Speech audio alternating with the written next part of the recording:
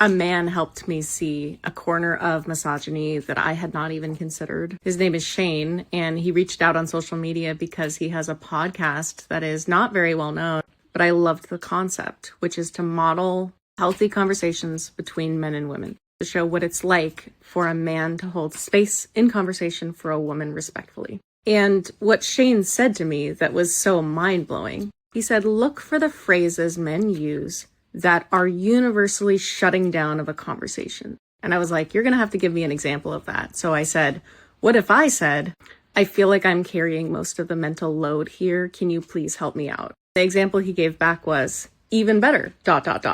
Even better, why don't we go out to dinner?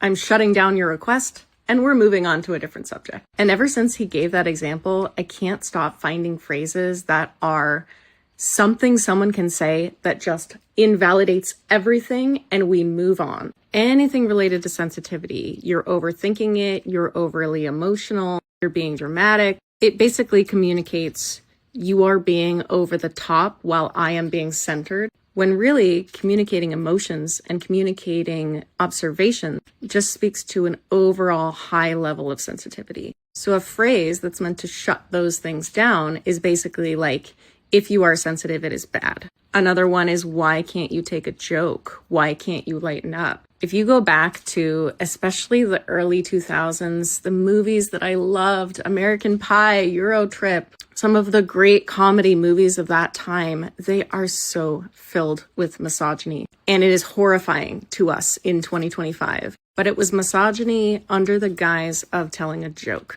And as a lover of comedy, I hate to admit this, but when you make it okay to joke about a thing, it also subtly makes it okay to do those things, unfortunately. This happens with jokes of all kinds, not just women, anti-Semitic jokes, trans jokes. Our best comedians can walk that line with surgical precision, and to some extent, it is the job of comedy to ride that line. But unfortunately, those jokes make it okay for less good comedians to say really racist, homophobic, misogynistic things. I found out these phrases are called thought-terminating clichés, and they happen a lot inside close cultures. So I've been in recovery for 14 years. What does someone say in a meeting when they want to invalidate another person? They'll say something like, keep coming back. Now, sometimes that phrase can be said positively, but in this use case, it's being used to say, whatever you just said is strange. And you should keep coming back to figure out how to talk.